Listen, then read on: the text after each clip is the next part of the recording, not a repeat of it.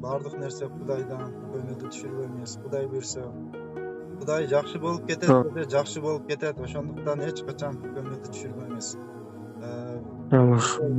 Жакшылык кыл фондунун кайрымдуу инсандарына кийин дуа кылып коесуз, анда ошо сизге жетишсиз болуп аткан акчаны биз которойлу анда сизге.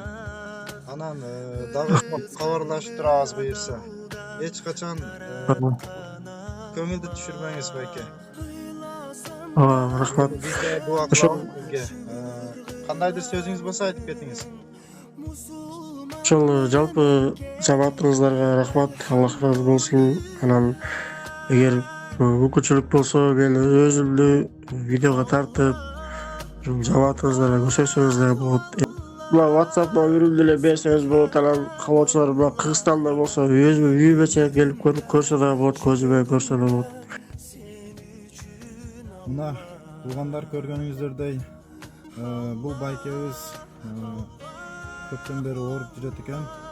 Аз болсо да ушул жакшылык кыл фондунан ажыраттык акчалай. Баарыңыздар дуа кылып коюңуздар.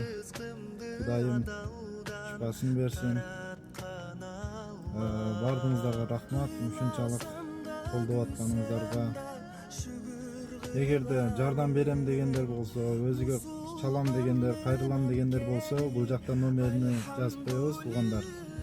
Өзү менен байланышып, жардамыңыздарды берсеңиздер болот. Саламатта болуңуздар.